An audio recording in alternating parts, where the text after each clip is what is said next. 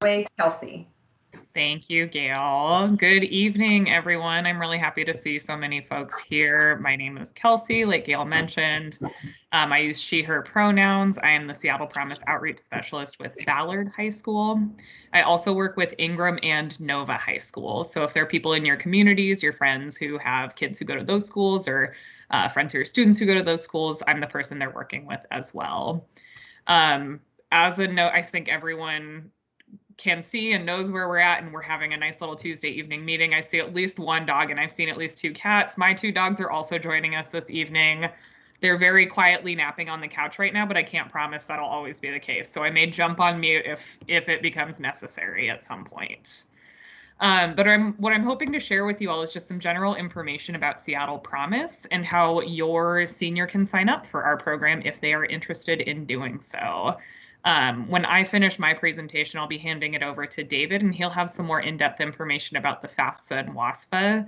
Up front, I just want to say that if you need kind of step-by-step help walking through those financial aid applications when it comes time for that, that is something that we provide, and I'm at Ballard 2 days a week. So either in person or over Zoom, I'm happy to help with any financial aid needs that you have.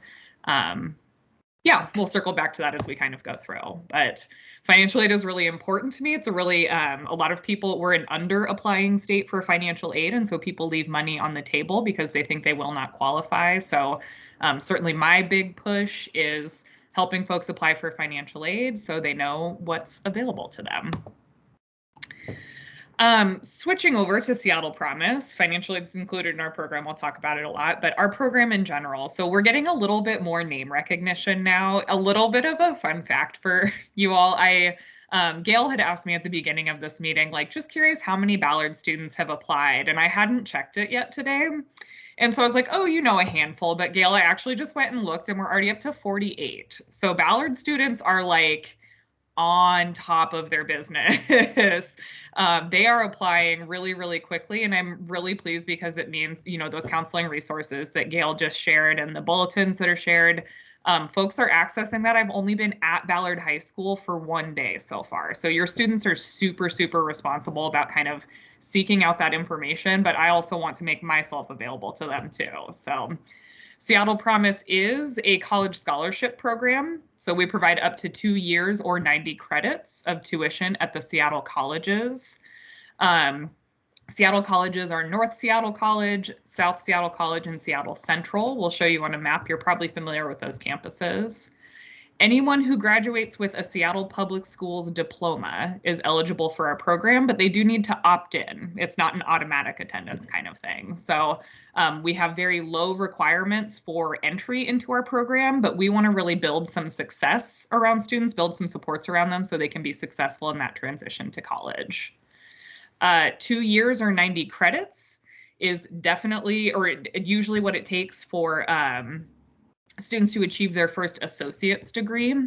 So our goal is not just college access. We really want to support with that, but we want to support with that first degree completion as well. Like I mentioned before, all high school graduates from Seattle Public Schools specifically are eligible for Promise. We do not have a GPA requirement. We do not have a family income requirement.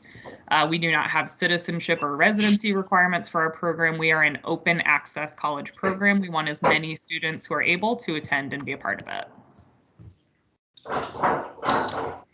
We have a little bit of a visual kind of looking at the web of support that you may have in our program. So the tuition is obviously a really big deal. We're really excited to be able to offer that.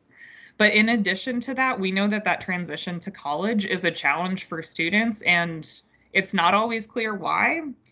And they could really use somebody who's just a friendly face to help them walk through the process. So I think the best part, I'm obviously biased, but I think the best part of our program is just that kind of support that you get knowing somebody at the college before you get to the college. Since I get to go to Ballard and Ingram and Nova a few days a week, my goal is to just build a relationship and to be a resource that's available to you and your students to help ease the transition for when there's questions, but you're not quite sure what they are. You don't know which office you need to access. I remember all of those challenges navigating college when I first went, and just feeling like I must have missed a day of class because I didn't know all the answers already. And so really we want to ease that transition. I can say that's especially important right now because, of course, we know all of your students, seniors from last year, seniors of the year before, have had an extra strange senior year and college going experience with the pandemic. So we saw a really significant increase in numbers for students applying to Seattle Promise during the pandemic. I think for a number of different reasons. It's kind of, our program has expanded and it's available at all Seattle public high schools. But students and their families are also just really carefully considering what makes sense for them the first 2 years of college. So for students who are interested in transferring to a 4-year, the offer of 2 free years guaranteed is something that's very appealing, and it's in your own backyard right now when we don't always know what's going to be happening with the world around us too. So I think COVID had something to do with our increase. I know that I would want a little bit of a softer transition if I were graduating this year because your kids have been through a whole bunch already. So really, we have all of that in mind as we're working with students in the program.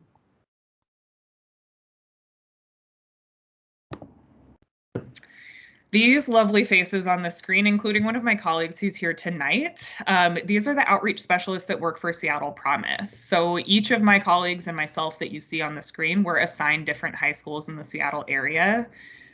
We physically travel there a couple days a week to be able to meet with students and help them sign up for Seattle Promise, raise awareness of the program, make sure that they are aware of upcoming deadlines, things that need to happen for them to maintain their eligibility. And we're a resource for parents, staff, and families too. So any questions that you have going through the process, we're the people to help you at the high school level. We have also built into our program, so we have financial aid specialists that work with our students as well.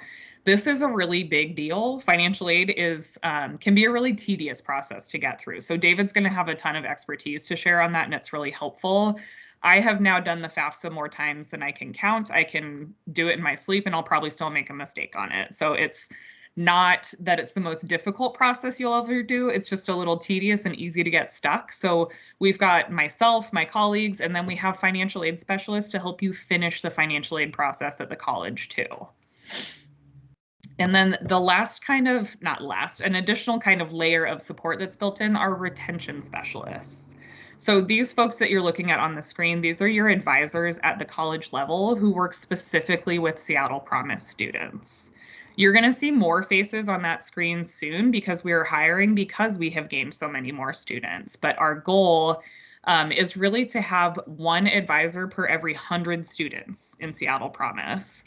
That sounds like a lot to me.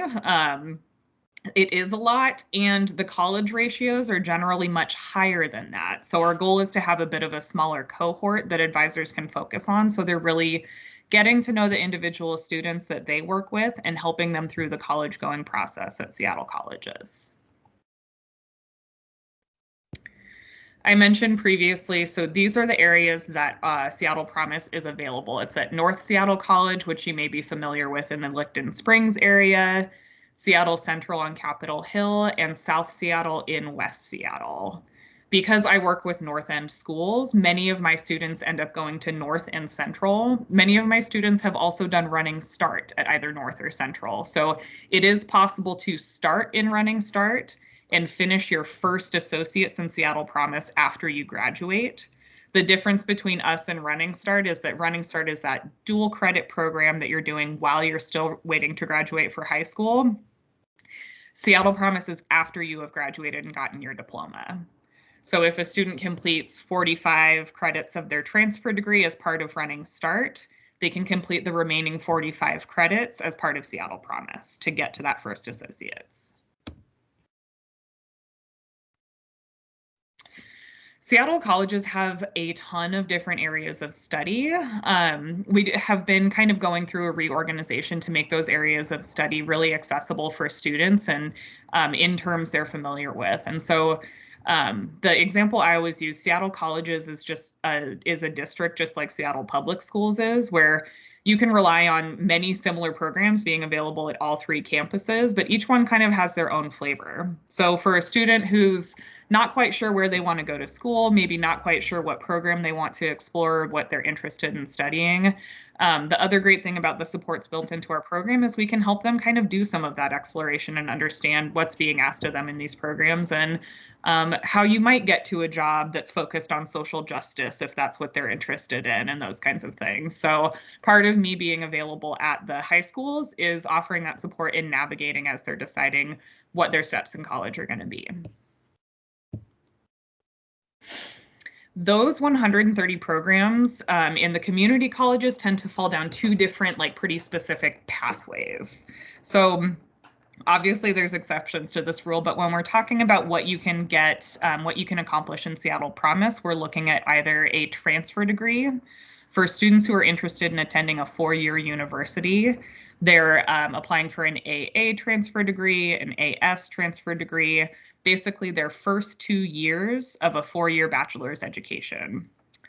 Seattle Colleges has an agreement with the state universities as well. So public state universities and public state colleges are going to accept each other's credits. We have what's called a direct transfer agreement. So that's not a guarantee of admission. That's not like an extra boost above those. Like UW is obviously who I'm talking about. This is a very competitive school, but it is helpful to know that your credits that you earn at Seattle colleges are going to count as your first 2 years of a Washington State education. Not every student is interested in going to a four-year university either. So we have professional technical programs. That's kind of the other pathway that students may be taking in our colleges.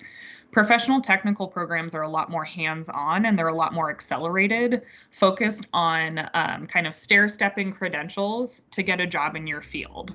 So for a student who's interested in a culinary education to be a competitive candidate for a culinary job in Seattle area, we have that program available at Central.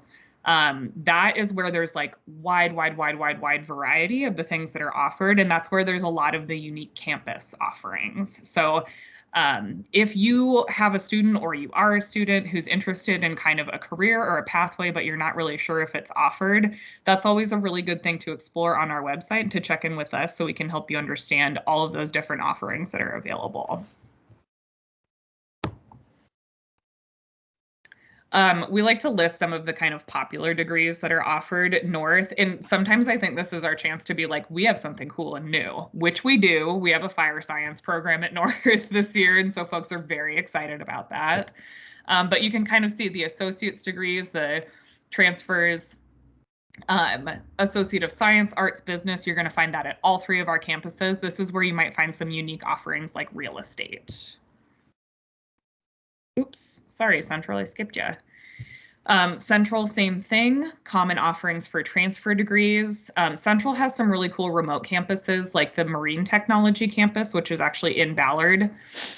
Nursing programs, they have the Health Education Center. So these are all very hands-on degrees that students are getting for students who, again, maybe the four-year path is not what they're interested in at this point, or maybe they know they want to do marine technology and that's the career they're interested in. They have access to that education as well. And then South, I want to call out, so some of my Ballard students from last year did choose to go to South, and I was like, wow, that's quite a commute for you. Like West Seattle feels very far away to me at this point. But they are looking at things like aviation maintenance and those like really specific programs. So the location of South is a really ideal partnership with Boeing. And there's a lot of kind of tech programs, mechanic programs that are down there that are available for students as well. Hey, Kelsey, we have a quick question. Yes, please. As you're sort of finishing up here. So someone, I don't know why I'm echoing, sorry. Someone asked, is there a priority for community college transfers to any of the public universities, not necessarily UW because they're super competitive, but like the California schools offer? So increasingly, the answer to this question is yes, both in the percentage of applicants that are designated to be transfer students. So each university designates every quarter we're going to do this many admissions and this % of them will be transfer students. That's also beneficial for some students depending on timing. So Seattle Promise is available to you for up to 2 years, but If a student wants to take some credits during Promise and then transfer to the college, they can do that as well. So transferring winter quarters sometimes is more helpful and an advantageous time to apply to a competitive university like UW.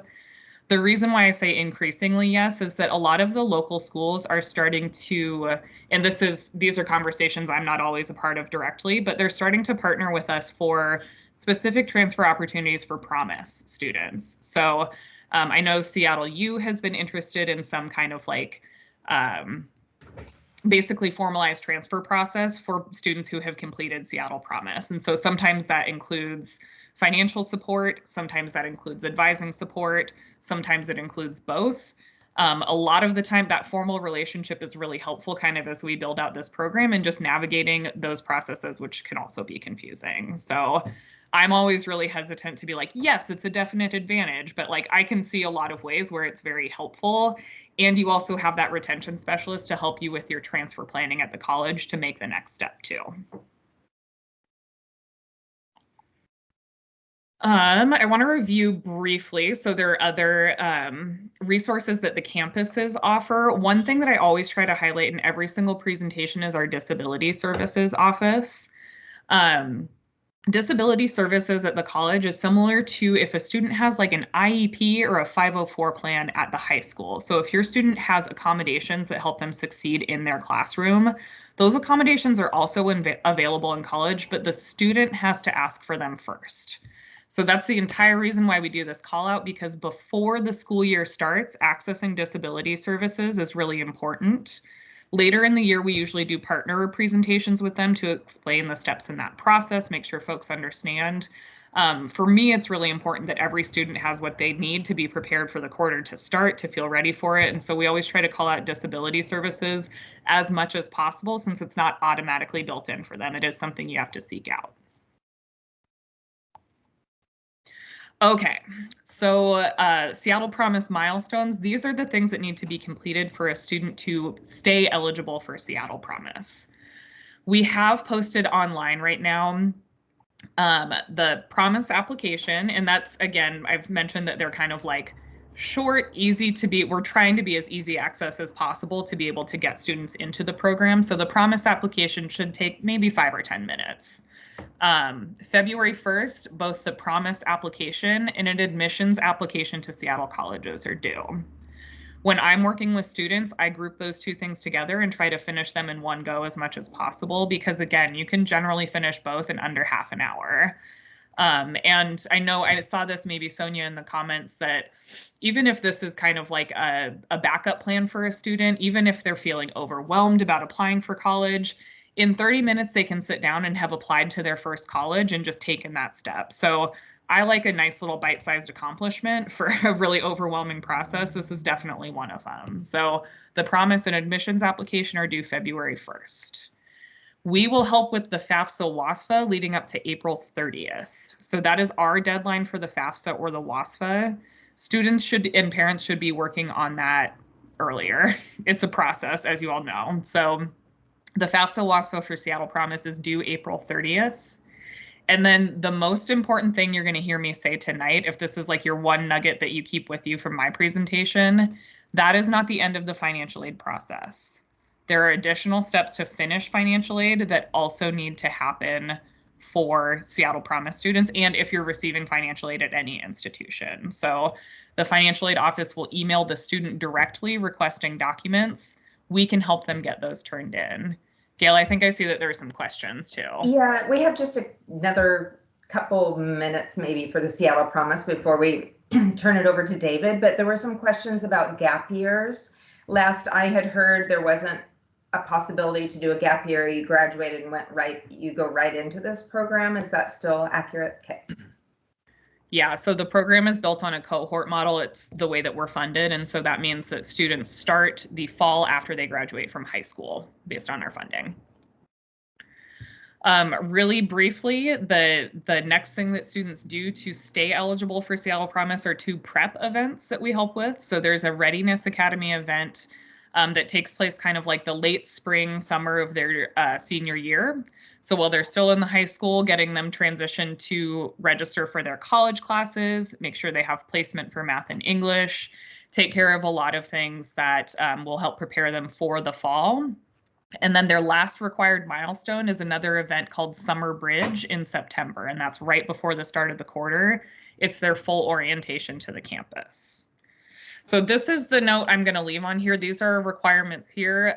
Of course, the note I really want to leave on is please contact me if you have questions about any of this. I want to give David plenty of time to share his presentation, but I am infinitely available to Ballard families. So I've loved working with Ballard so far. It's an excellent school. Your students are amazing. The parents are amazing. I would love to hear from you. So I'll make sure that my contact information is included in case you have additional questions I haven't answered here. And I'll stick around for more questions too. I am going to stop presenting, sorry, and I'll leave it. Gail, I'll turn it back over to you for David to start. Okay, thank you, Kelsey. And at the end, after David presents, I know there are always questions and questions for you as well. So thanks for sticking around. So David, are you there? David was having some connectivity problems earlier, so I'm hoping David's here. There he is. Okay, so I want to introduce David. I've worked with him. I think this is our 18th year and give or take, and I feel like I always learn something even though I've heard this presentation. And so I would just like to introduce and welcome David Aramaki. Okay. Yeah, I'm having a slight issue here. Hold on a second.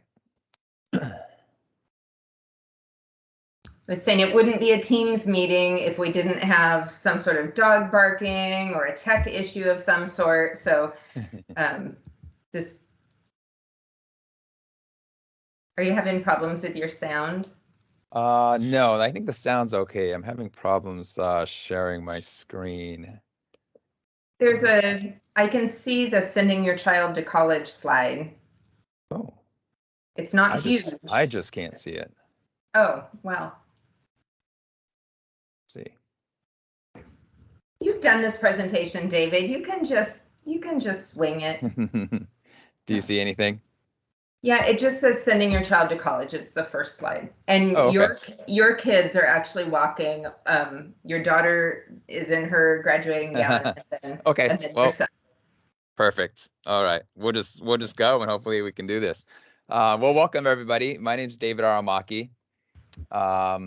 I'm a financial advisor with Ameriprise. I do this presentation for about 25 other high schools, I think, every year. And me and Gail go way back, actually, to her past jobs, too. So this is a quick picture of my kids, and I'm going to tell you a really quick story. My daughter on the left went to Santa Clara University and graduated this last spring. And my son on the right, he is now a junior at University of San Diego. And so, if any of you have started looking into this college process and how much schools cost, these are both private universities down in California, and they are really expensive. I think the retail cost, I use that term, is probably around $75,000 a year for each of the schools. And so, here's how it went for us. You sit down, you have a open and honest conversation, and hey kids, things are sometimes financially out of reach. But hey, let's see what happens, right? Let's see what happens with scholarship money. Let's see what happens with financial aid. Let's see if, hey, first of all, if you even get into the school, right? Because that's really increasingly difficult. As it turns out, they got in and they love the schools. And I think the cost ultimately, when everything was said and done, was right about at the cost of sending them to the University of Washington here in state. So what's the moral of the story? The moral of the story, I think, is that, just as you get into this process and you're looking through schools, you don't know how much any school is going to cost your family. And, you're not going to know that until you fill out whatever financial aid information that they want, fill out the forms, see what they have to get in, obviously. And then you see what kind of also merit scholarships they might receive. And then you're going to get that bottom line number. And keep in mind, you might not get that number until March of their senior year in high school. And so what happens is, over the next month or two, a lot of work gets done for the kids and the parents. And then there might be a few months of just kind of sitting around and waiting. And then, you get those letters of acceptance, aid awards, scholarship awards. At that point, yeah, you can probably put these down on the kitchen table, take a look at them, and then decide, okay, this school really did a good job for us. This school didn't do as good a job. And, if price is part of your decision, which it probably is, then, that's when you would make that call. But I don't think, certainly as you're just getting into this process. So I'm going to talk about that tonight, kind of just the efficiency of paying for college. I'm going to assume I'm talking to mostly seniors, maybe a few juniors. But it's kind of like, okay, how can we more efficiently get through this process? And so there's two systems that I think help families pay for college. One is the financial aid system, and the other is the tax system. And so depending on the financial profile of your family, you kind of fall into one of those two groups. And so that's what I'm going to talk about tonight. I'm going to go through financial aid first for the financial aid families, and then I'll do a little bit of tax things for the tax families. And then at the end, I'll spend some time kind of covering the bigger picture of how this all works together. David, can you navigate your slides? Because I think I can if you can't. Did it not move? It hasn't moved yet. So Okay. I sync to presenter. I don't know. We don't know what we're doing. Okay. Now it says finding the money. Are we on to the next slide? Yeah. So hopefully there's just a little bit of a lag there. Yeah. So expected family contribution is where we're at. Thanks. I think there is just a little lag. Okay. So financial aid families, how does this all work? Financial aid is a system that our government has developed. It will ask you a bunch of questions, and kind of out at the bottom pops this magical number called the EFC. And it's kind of like your family compared to all of the other families in America that fill out this form. This is maybe approximately what they think you can afford to pay for school each year. So, sorry? I'm sorry, somebody said people are saying that you're still on the first slide. So you see it. Shoot. Gail, for whatever reason, we're able to move it forward and back. I can move the PowerPoint myself. Okay. Which is a little weird. And even if I say sync to presenter, then it just goes back to the main slide. Yeah. So, but maybe we can just all follow along, and somebody says next when David, you're ready to move next, and we can all move together. Okay. So we are on the expected family contribution slide. I think, David, that's slide number 3. And someone suggested that you say beep. Okay. When we change slides. All right. We'll go next slide. Okay. Expected family contribution on the top. This is the third slide. A lot of people, when they hear about programs like this, they immediately think of their family income, which, it is a big driver in how this works, but it's not the be all end all. Okay. So let me give you a couple of quick examples. I've run into families that might make, $40,000 a year, not really qualify for very good financial aid. And I have run into families that make $225,000. That's my record. I've seen families making that much money a year qualify for financial aid from the universities. I do this presentation with Seattle University. A couple years ago, their record was $250,000 a year in income. Okay, so, these are extreme examples. And, before you kind of say, oh, this system is broken, if you look at the bottom there, the formula, a lot of qualifying for financial aid has to do with the cost of the college, actually. And so if you're looking at a cost of attendance, let's say of your kids staying home and attending, community college, then maybe the cost of attendance there is only about $4,000 or $5,000, right? And if your EFC came into at $4,000 or $5,000, you're not going to show a lot of financial need at that college, right? But let's say you're looking at a family that does make more money, maybe has more money, and let's say their EFC came in at $25,000, right? But their cost of attendance, they're looking at a school that maybe costs $75,000. They're showing a financial need, right? They're a financial aid candidate at that school for $50,000. And so, Hey, David, can I Yeah. stop you just for 1 second? It's really hard to follow without, some people aren't able to move the slides. And I think, Oh no. Okay. this is remember when we were talking about making your presentation live? Right. And the reason we were trying to do that was because it could provide translation for families, like into Spanish or whatever. Is there any way you can make your PowerPoint presentation not live? Yeah, we need to try to fix it because it's not going to work. Okay. I'm sorry, everybody. I was trying to be inclusive and now it's not working for anybody. So. Okay, I am going to, You can stop sharing if you need to for a minute and like take off the live. I think we're in trouble with the live part.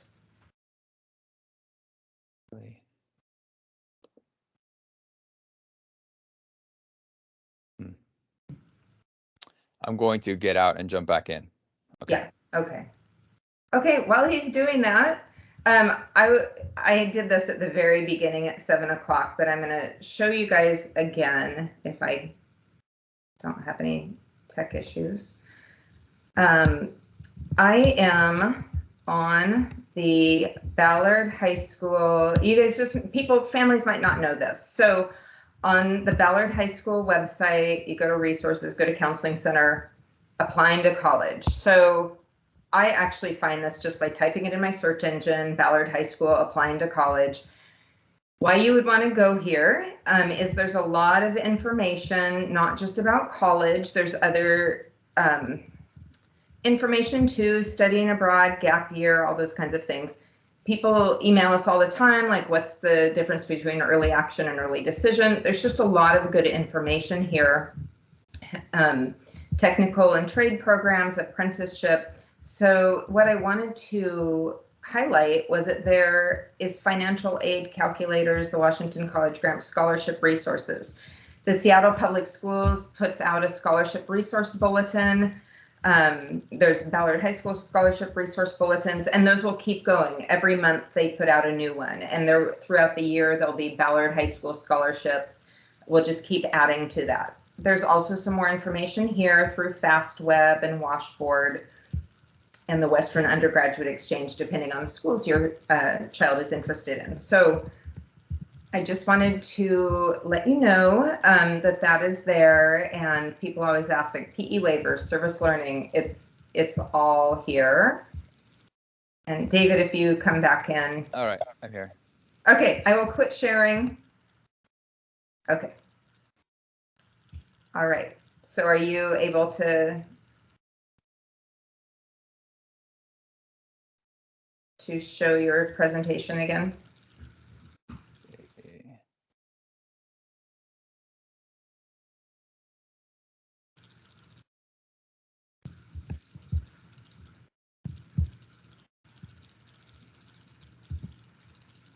Yay, I think that will be better. Okay. Even if you have to leave the little slides over on the side, like it's totally fine. That looks great. Thank you. Thank you everyone for being patient. Is it full screen? Yeah. Okay. Yeah. Okay, so yeah, a lot of financial aid has simply to do with the cost of the school, you know, if you look at the formula on the bottom. And so that's why you might be in situations where you might see one family and they might talk about how they are financial aid candidates, and you might see another family and they might say, oh, we're not financial aid candidates, and you're kind of feeling like, how is this working? Because I know these two families are very different financially. Again, it might just simply have to do with the cost of the school itself. The other thing I would say is, you know, it's very hard to predict how much a school is going to give you in financial aid. You know, a lot of times you might be starting to look at these websites and see that, you know, one school gives out financial aid to 80% of their students, another school gives out financial aid to 90% of their students, and it's really easy to think 90 is more than 80, but for you specifically, that might not apply, right? That's just an average of the student body overall. You know, how much financial aid you might get from a school has to do with what their student body looks like, maybe the financial aid objectives of that school at that time in that year. And so again, it's very hard to to predict. And I think it's kind of a, I don't know, a fool's game to do that as part of what school and your admission and what school you want to go to. The formula itself, the slide change, the formula itself breaks everything into essentially two different categories. The things on the left, those are included in the calculation. And yes, intuitively, the more that it sees, the more it's going to think you can afford for school. The things that are on the right, those are the things that are invisible inside of the formula. And so, we work with a lot of systems, I think, in our life, especially financial systems. Some better than others. I think the financial aid system is really good, right? If you look at the things that they don't look at, home equity, if you are paying off your mortgage, maybe don't even have a mortgage anymore. If you're saving in your retirement plans at work, 401ks and IRAs, right? Those are things that are invisible inside of the formula. And obviously the things on the left-hand side, those are the things that it can see. And, the more it sees, the more it's going to think that you're able to pay. So for things that it sees, one thing that's important in the formula is who the legal owner of the assets is. So if you look at this example of Carl and Kelly, let's say the daughter has $10,000 in some savings account or investment accounts. As a dependent student, which I'm guessing all of your kids will be, their assets are assessed at 20%. So as you're going through and putting in all these numbers, about $2,000 will fall from the $10,000 account that Kelly owns into the family's EFC. Dad, on the other hand, some of his assets aren't looked at all, but at worst, 5.6%, right? So about $560 would flow through to the EFC from that same $10,000. And that's a difference of, $1,500, and we're kind of just getting started in how this whole thing works. So, if you are a really good financial aid candidate, the ownership of the assets is important. If you're thinking about, okay, how does my 529 account work? 529 accounts and covered out education savings accounts are considered assets of the parent, so they have a very low assessment. You don't get overly penalized for saving for college. This system is very unemotional. It considers a dollar. It doesn't really matter if it's in a 529 plan, in a checking account, under the mattress. It doesn't matter. Dollar's a dollar inside of this system. Hey, David, really quickly, someone asked, is veteran service connected disability income included in income? FYI, this is tax-free and not reported on the tax return. And then someone else asked about the 529, where the 529 plans land with respect to the FAFSA. Okay. Did you want to answer those now or at the end? Yeah, so 529 plans, again, are considered parent assets because you own them. Kind of a quick check if you're trying to figure out who owns the asset, it's who signed up for the account, whose social security number is it, who controls the money, right? That's typically the owner of that account. Veterans disability not showing up on the tax return is not part of the FAFSA. So the FAFSA is basically this formula that's built on line items from the tax return, and then the position of your assets when you're filling it out. And someone asked about GET accounts. I know you'll... Same thing. Yeah. Same thing. Parent assets. Yeah. Okay, so let's say hypothetically your kid is looking at one public school, one private school, and the cost is $20,000, $40,000 a year. And let's say your EFC came out to $10,000. That means the financial aid package that the school tries to put together for you at the public school maybe is about $10,000, and then at the private school maybe about $30,000. And this is great news, right? Yes. Okay. Numbers don't come out this clean all the time, obviously, but if that's the situation you're in, then you might be spending about the same amount for the public school or the private school, right? $10,000. It's the financial aid package that tries to fill in the rest. So again, very good example of not knowing at this stage as we're filling out financial aid forms how much any school is actually going to cost your family. Okay, I'll do a little bit more on financial aid towards the end, but if you are sitting there in this meeting and you're thinking to yourself that, hey, $75,000 a year for college seems like a good deal. We'll just write a check for that. You know, maybe you are not a good financial aid candidate. And so you kind of default yourself into what I would call being a tax family. So some of the things that I see tax families do that make their money work more efficiently, let's say, they might set up custodial accounts. These are UTMAs or UGMAs. There's maybe three things to think about with these accounts. You know, why do they exist? For the tax benefits. So mom and dad, you know, they have great jobs. They're in a high tax bracket.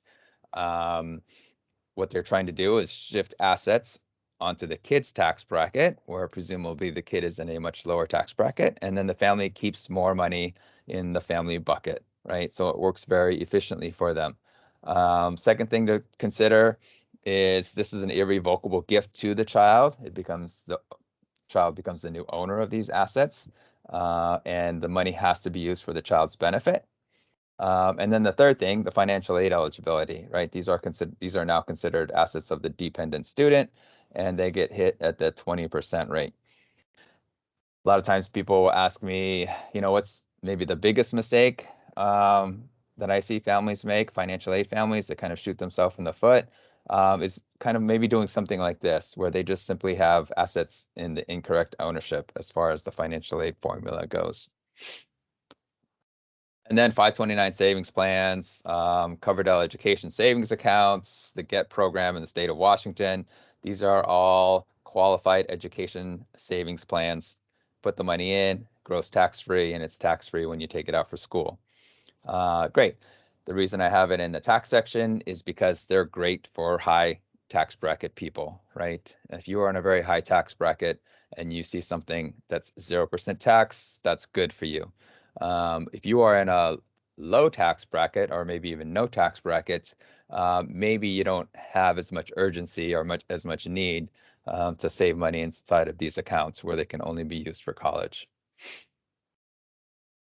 Okay, the financial aid system looks at your core household. Okay, so what are they asking about as far as parent information?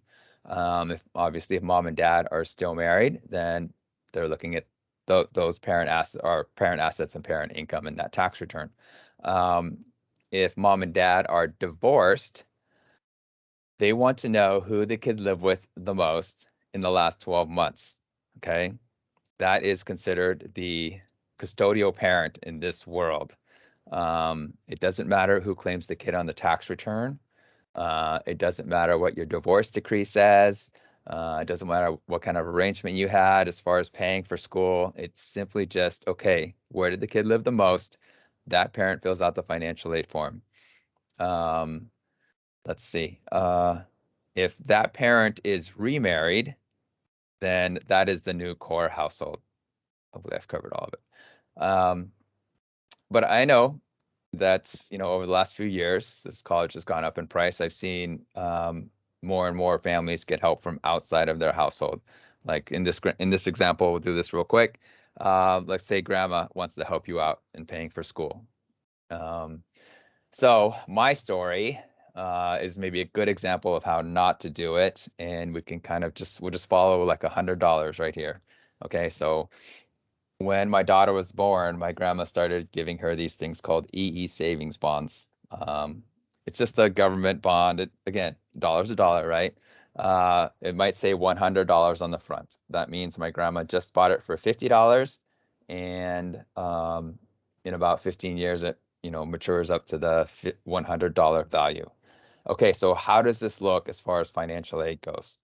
Well, we fill out the financial aid form. The bond is in my daughter's name.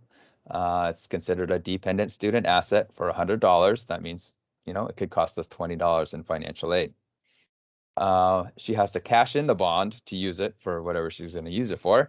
So it's pretty easy to do. You take it to the bank and sign the back, and they give you $100.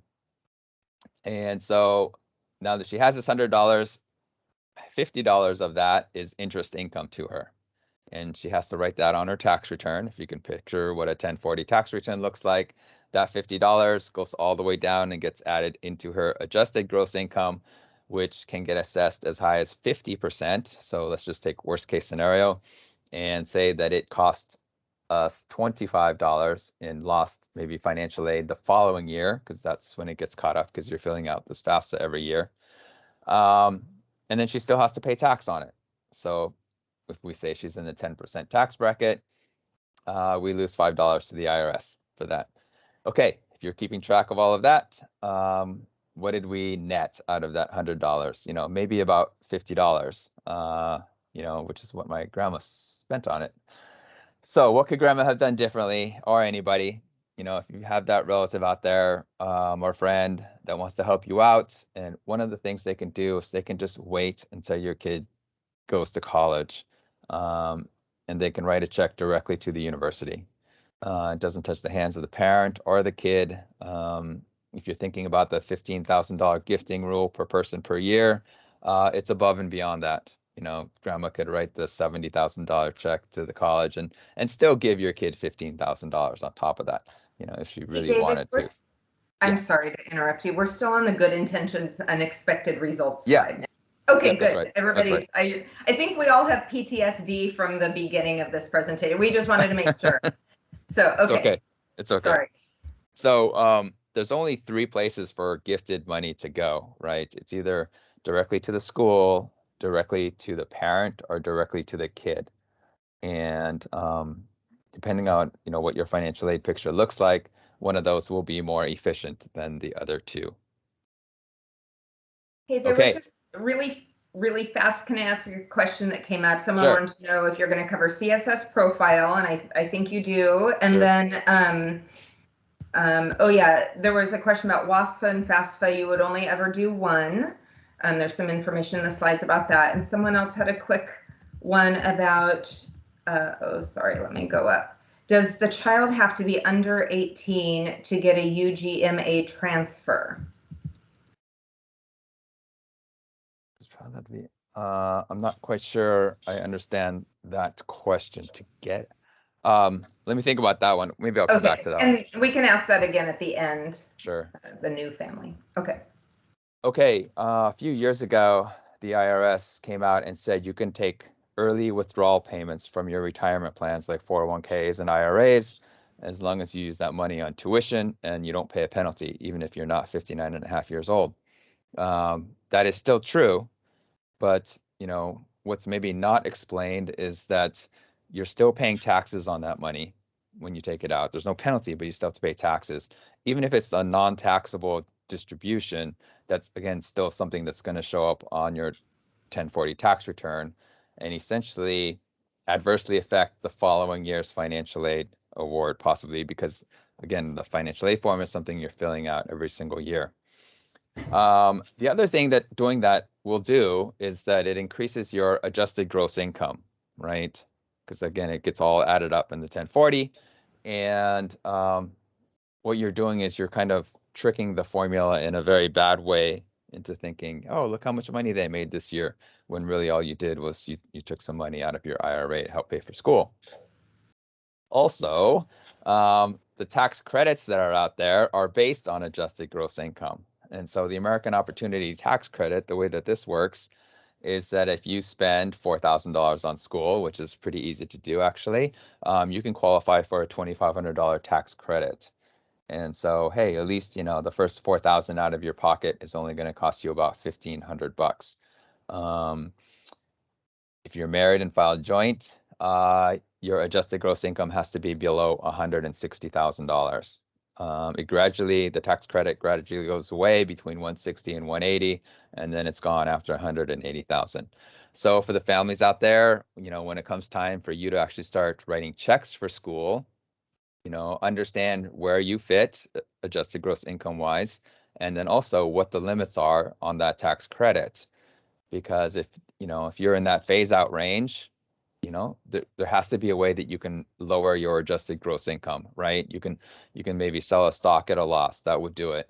You could put another dollar into your 401k plan at work. You know, if you did that, you would save money on your federal taxes, and in addition, get more money back on the American Opportunity Tax Credit, kind of double dipping on the same dollar. So whatever the numbers are, when you actually start writing checks for school, understand what they are, and hopefully you can get more of this tax credit coming back to you. Oh, and then, hey, the dollar that you put in the 401k, right? It's considered a non-assessable asset. It's not looked at. Okay, so when you see schools talk about financial aid and kids getting financial aid, what is it that they're talking about? How do we even define financial aid to begin with? Okay, so financial aid has four pieces. The first one is scholarships. And a lot of times people just think of the word scholarship and think sports or music or grades or something like that. But there are also need-based scholarships out there that you would get from the school simply because your family showed a financial need at that college. There's grants out there as well. There's state grants, there are federal grants, and there are university grants. You don't have to fill out applications for all of those. Simply just doing the FAFSA is your application for grant money. Quick note about student loans. You know, obviously in a perfect world, kids would never borrow any money to help pay for school, but filling out the FAFSA does make your kid eligible for a student loan.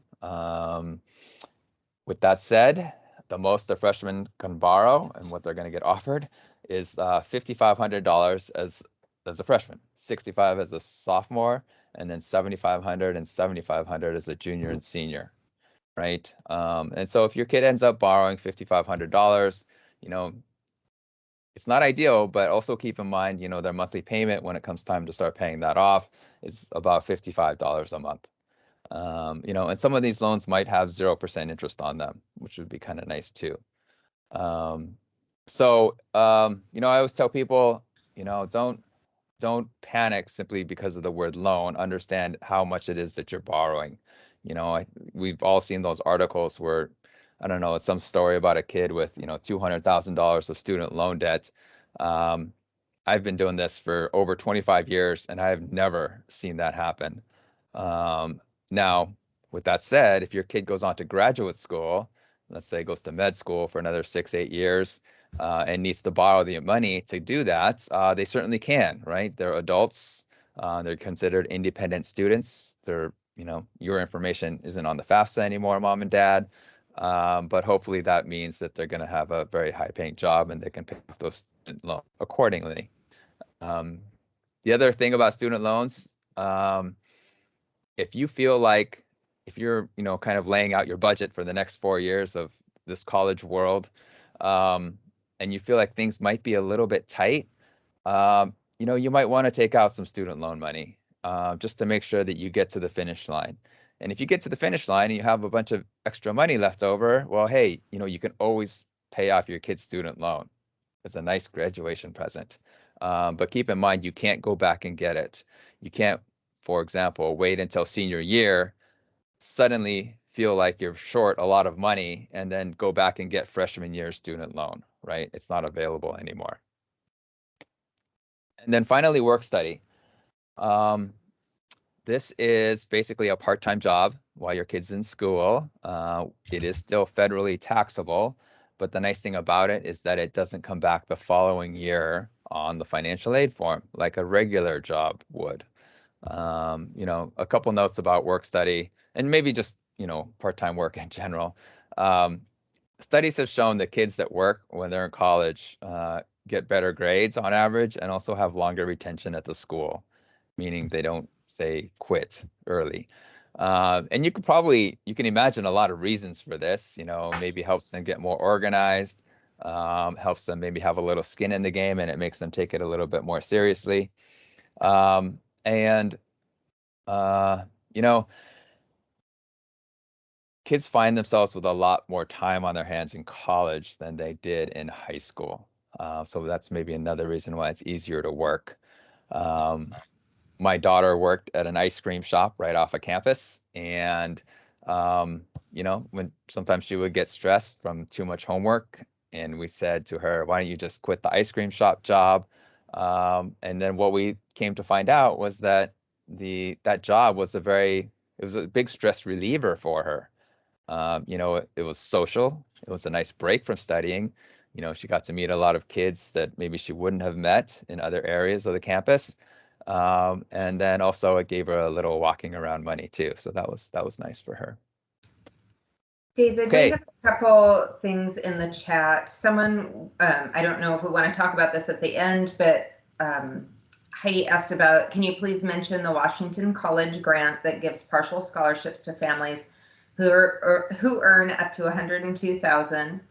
And then the new family mentioned that she said, I'm a student loan lawyer and definitely see six-figure student loans frequently. Parent plus loans are very problematic, and student loans are currently dischargeable in bankruptcy, not dischargeable in bankruptcy. Proceed with caution. And definitely, I just want to say about student loans, because I initially had some, the subsidized, student loans don't accrue interest as you're in school. Once you get done with your degree and 6 months goes by, then you need to start paying on them, but that interest hasn't been accruing. And I definitely see the parent loans that are higher interest, they're accruing interest all along. Like, it depends on what kind of loan, you're signing up for. I think for tonight's purpose, when you do I just want to say really quickly, when you do the FAFSA, you get back your student aid report, you can take a look and you can say, like, yes, I would love these grants and this work study. I don't want any loans if that's what will work for you. So you don't have to take them if you don't want to. And I know David will talk just kind of briefly about FAFSA and work study in particular, which if your kid is offered work study, it's a great thing. So he can explain that further. Okay. I'm not familiar with the Washington grant, but I'm going to assume the state need grant. Right. I'm going to assume it comes from the FAFSA. Yeah. So understand that there are hundreds and hundreds of grant programs out there.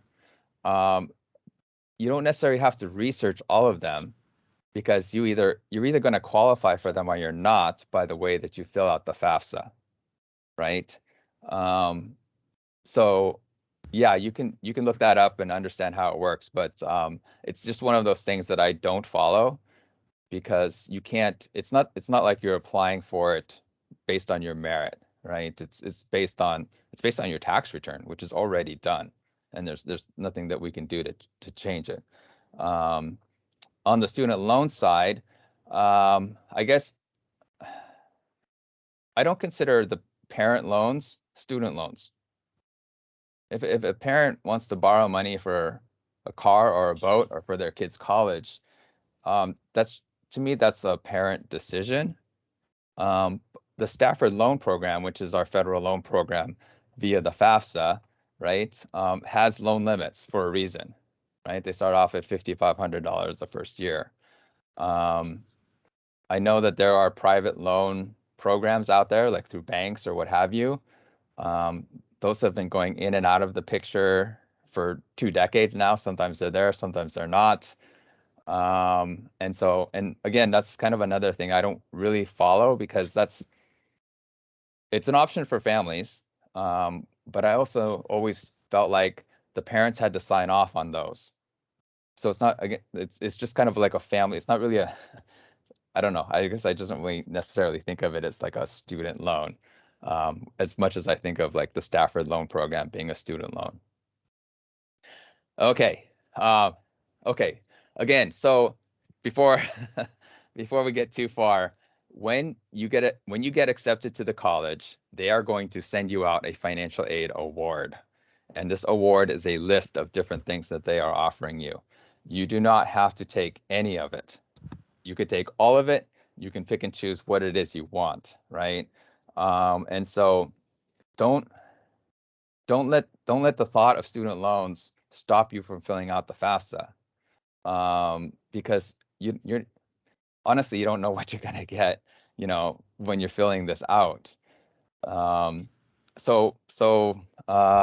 Gosh, the FAFSA is your opportunity, families, to say to the college, hey, if you have anything that might help us pay this bill, then we're interested in looking at it, right? Don't be afraid that because you filled out the FAFSA, somehow you're just, you're going to have tons of student loan debt, I guess is what I'm trying to say. Okay. this came out on October 1st. You're not too late. Every college has a priority funding deadline, meaning they want you to have this done by a certain date. You know, November 15th might be the next one coming up, the earliest one. I mean, some schools are January 1st. Just make a list of all the schools that you might possibly attend, look at their priority funding date for FAFSA, and whatever the earliest one is, that's the one that you need to beat. If you beat that date, then you will be analyzed in the first group of families. So you get in, they're going to look at all the families that apply for financial aid before, for example, you know, December 1st. So those are the dates that you want to beat. It's getting easier and easier to fill out online. The government tracks how long people are spending on the FAFSA website filling out the form, and the average I think is about 20-25 minutes now. You know, so having a little bit of preparation done is helpful, you know, knowing how much money you have where. It doesn't have to be exact down to the penny. You're just rounding it to the nearest dollar. $100 is fine. And the IRS information that you take from, if you're a senior family right now, they're using your 2020 tax return. And they're just downloading that information right from the IRS website onto your FAFSA. So you don't have to worry about which number goes where. And then the FAFSA itself, I think, is pretty self-explanatory as far as, you know, hey, we want this number. It is literally line 12 from your 1040 tax return. If you are having problems with the IRS download. Answer every question. Now that this is all online, that's pretty easy to do. It won't let you skip questions. And then again, you have to apply every year. There's another financial aid form called the profile, CSS profile, and that can be found on College Board, which is the SAT website that I think your kids are probably familiar with. And this is a form that asks a lot more questions.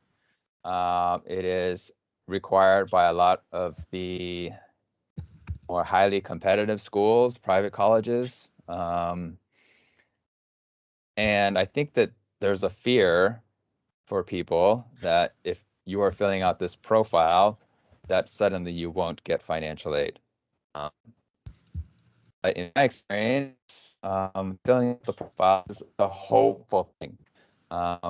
These are the schools that tend to give out the most financial aid per student, dollar-wise, and they want to make sure they're giving it to the right families. And you know, two families can look very similar on the FAFSA, but be very different in real life, because again, it is a very simple form. On the profile, that kind of brings other things to light.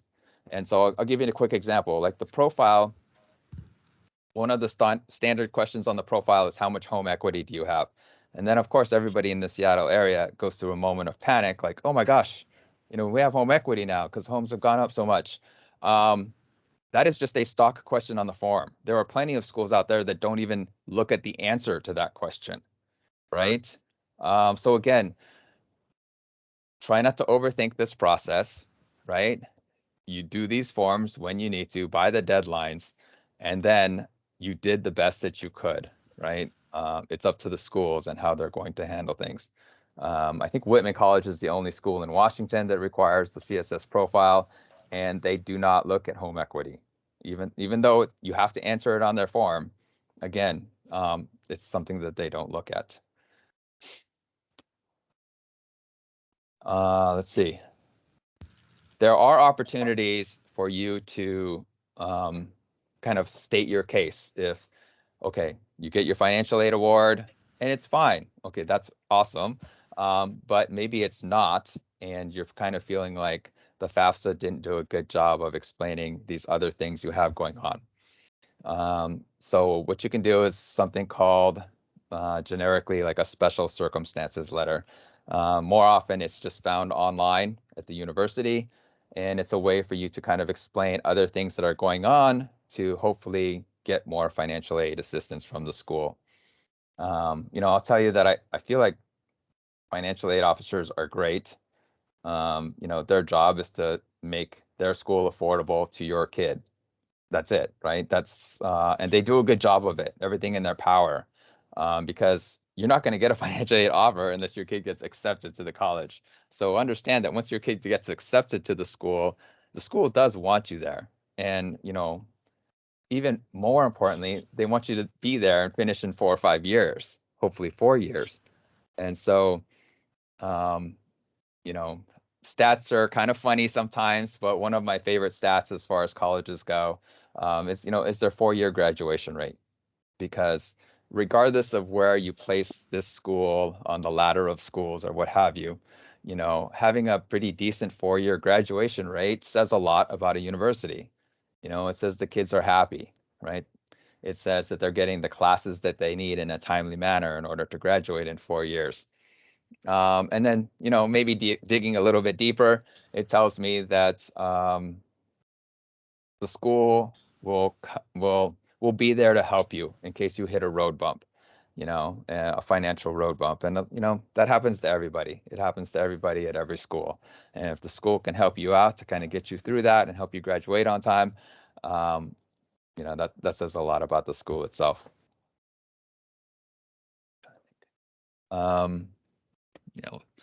Okay, so somebody asked a question about the UTMA. Anybody, or the custodial accounts, anybody can set those up. The money has to be used for the kid. When the kid turns, it's either 18 or 21, depending on the state where the custodial account was established. That kid becomes the legal owner of the dollars in those accounts. So hopefully that answers your question. If you have any other questions along the way and you're super excited, maybe tonight to work on the FAFSA, just let me know if you get stuck. You can send me an email or give me a call. I am happy to help, and it's on the house. I don't charge for it. So I wanted to, David, I know in the past you've talked about work study, and I use your example all the time that if your child fills out the FAFSA and you get the student aid report back and they are offered work study, the idea being, I'm going to use your words are going to come back at you, David, but the example of, okay, they can work for $15 an hour at REI, or they can work for $15 an hour in the student library shelving books, or whatever it is now. Are there books in college libraries? I don't even know. Microfiche was when I was there. There were microfiche. Anyway, so which would they rather have? Would they rather work at REI, or would they rather, shelf books or whatever it is? And the reason they would want to take work study is because it's invisible to the financial aid system the following year. So if they make $10,000 here and $10,000 here at these two different jobs, there's no memory with the FAFSA. They don't say, well, last year they got this much, and this year they're like, every year is a fresh year with the FAFSA. And so what I love about work study, if you qualify for it, is that money is invisible to the FAFSA. So I think I was one of those people that was like, I'm not stuck in books. I want to go work in wherever. And I didn't know how that worked. So that's my soapbox about work study. So does anyone have questions? I know David will meet with you. He'll do a complimentary visit or, meeting of some sort. We are here to help. But we also if you're here and have other questions, we'd be happy to answer them. Okay, I'm just going to kind of go through the chat unless somebody pipes in with a question.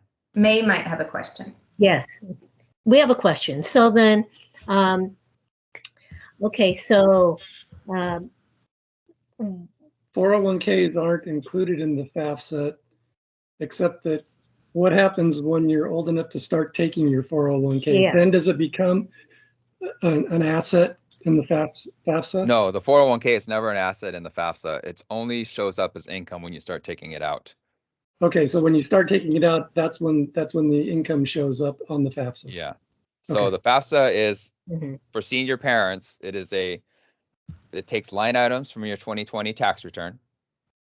And then it is a snapshot of your assets the day you submit. So for example, today. And that's what they're looking at. And then the next year, right? Everything just shifts forward again another year. They look at your 2021 tax return and then a snapshot of your assets. Okay. Who else has a question? There were some questions of, I think there was one about the GET account if a grandparent holds the GET account. If a grandparent holds the GET account, they are the owners of that asset, and it is not on the FAFSA because, well, because grandma doesn't have to give it to you if they don't want to, right? So,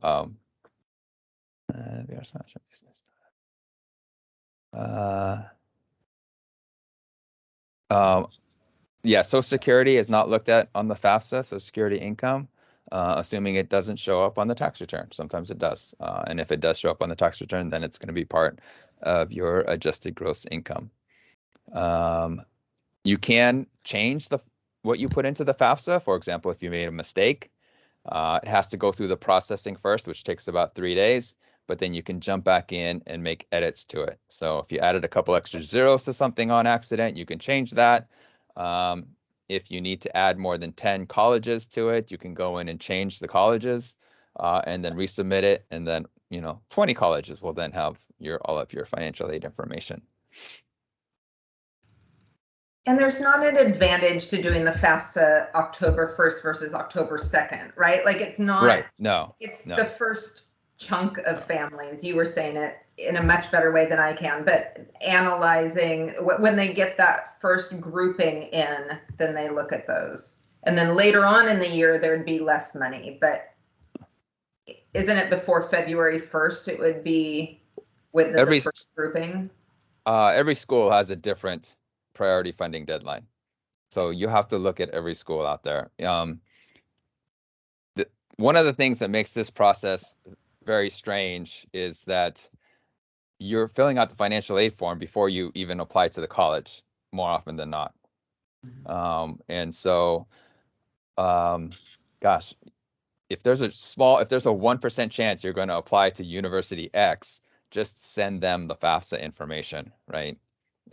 You're not required to fill out an application to that school, but on the off chance that you do, you certainly want them to have the financial aid form.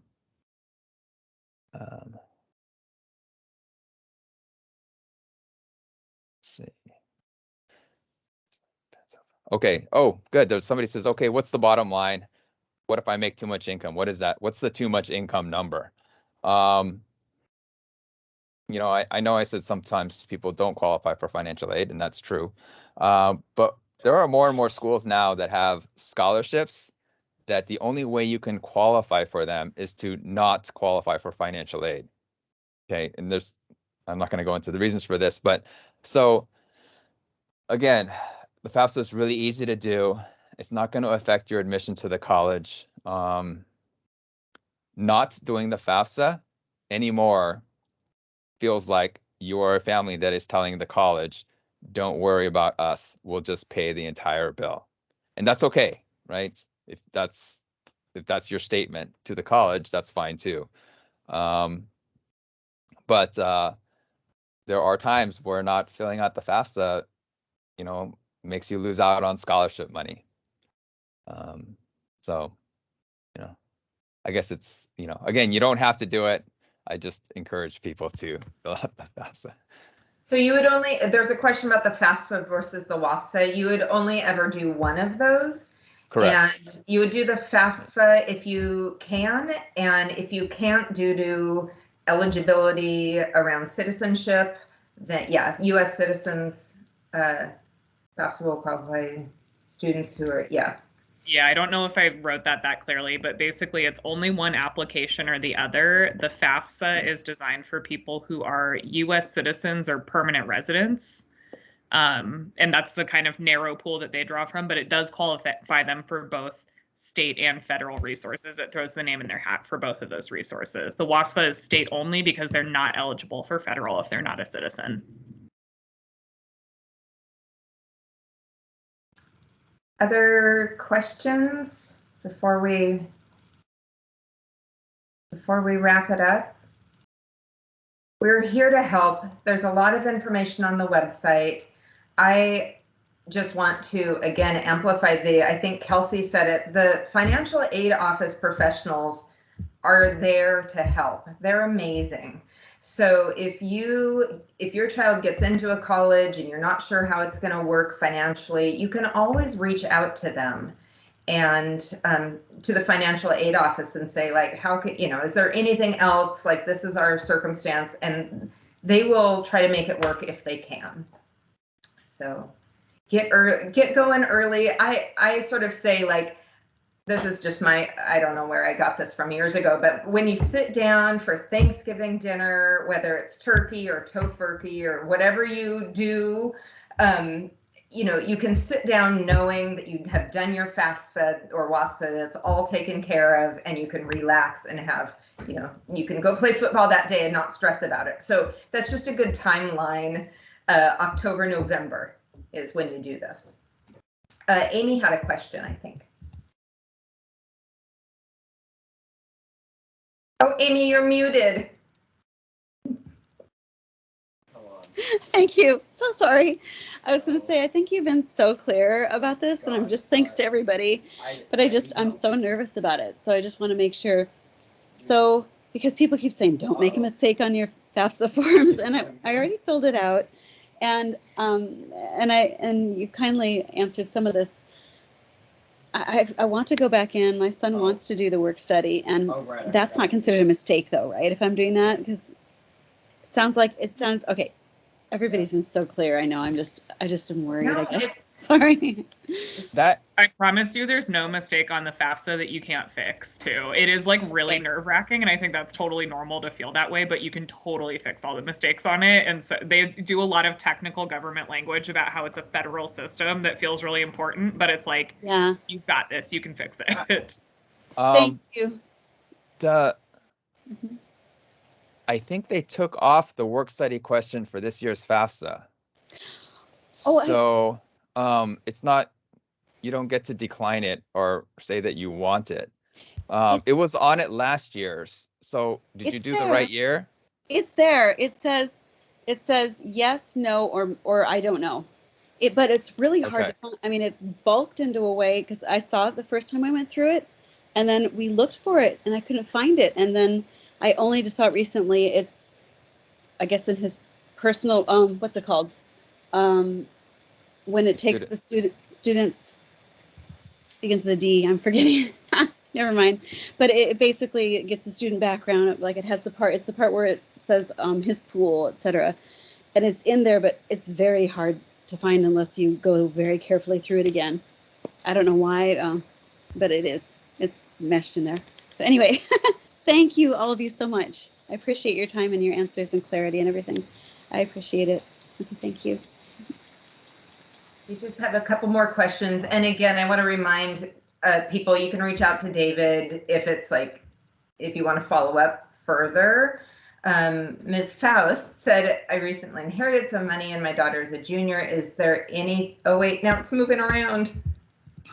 My chat jumped. Is there anything we can do to avoid being penalized for financial aid due to the inheritance? David, I'll let you take that one. Sure. I guess the question is, are you a financial aid candidate without the inheritance? And then you can take a look and see what it looks like with the inheritance. Hopefully that makes sense. Because if you weren't a financial aid candidate to begin with, then the inheritance doesn't matter, right? Because you weren't a good candidate anyway.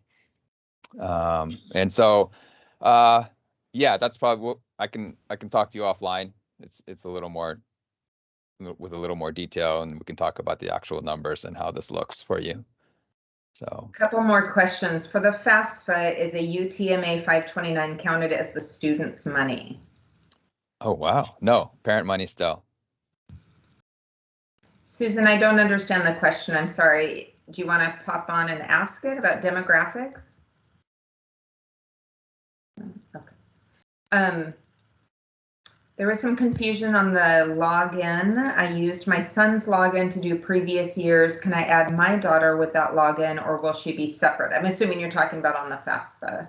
Oh yeah, and Kelsey answered that. Okay. The one thing I want to say, when I've helped students start their FAFSA, or when I've talked to parents who have started it, when you go in and create your account, create your key, and then you start to go in and fill it out, it says like your name, your address or whatever. The parents start filling it out with their information, and then you get down and it's like parent information. So just to be aware, I don't know how many 17, 18-year-olds are filling this out on their own, but at the very top when it says like your information, that's actually the students' information. I've had that happen a lot.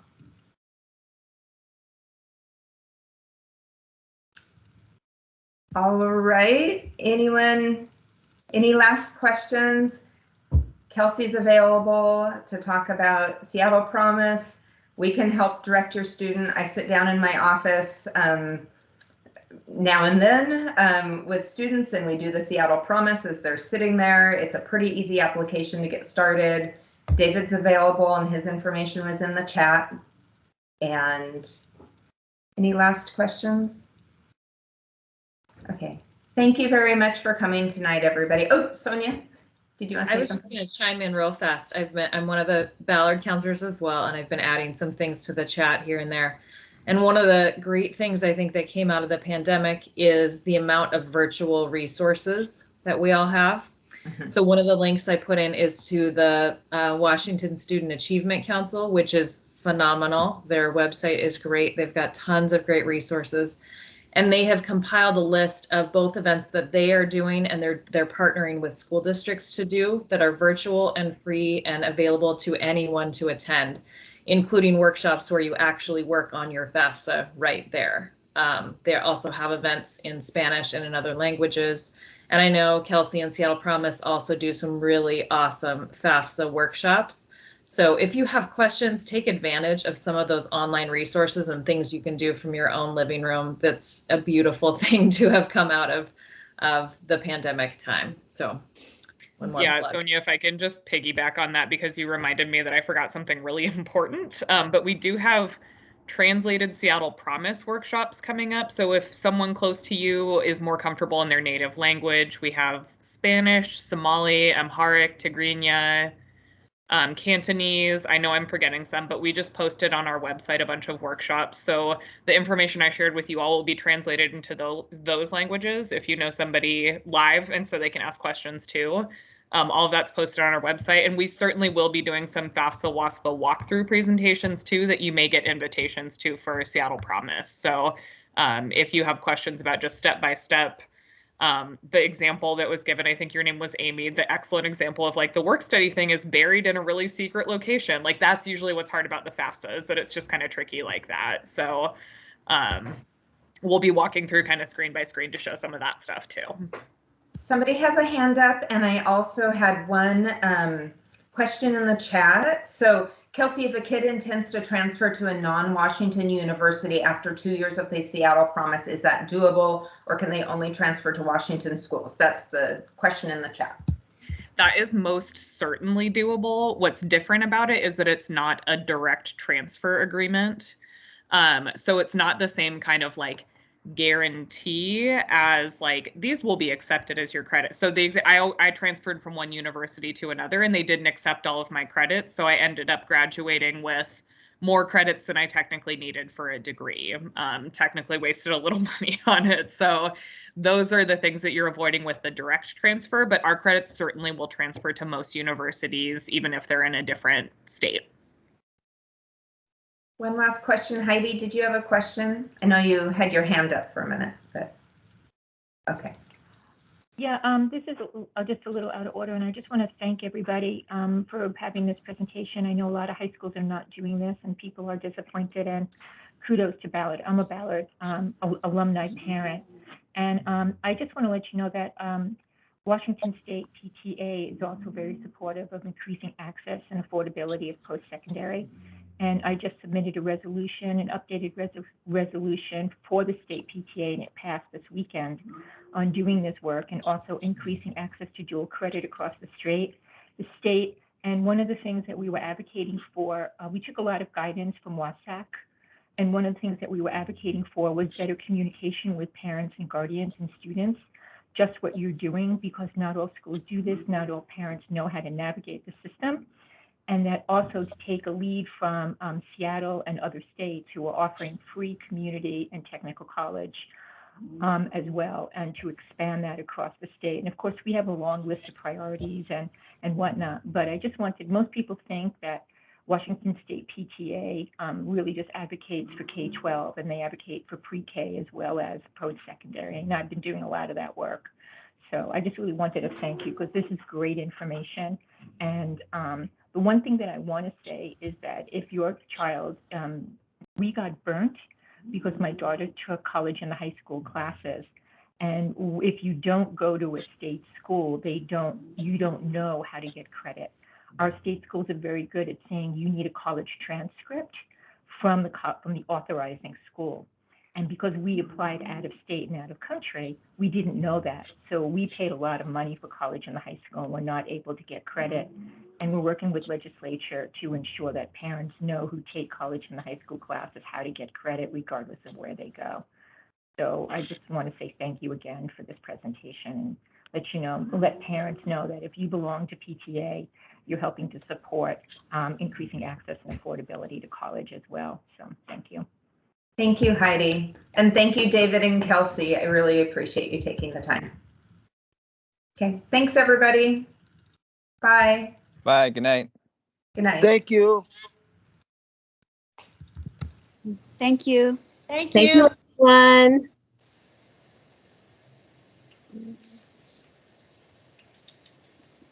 Thank you.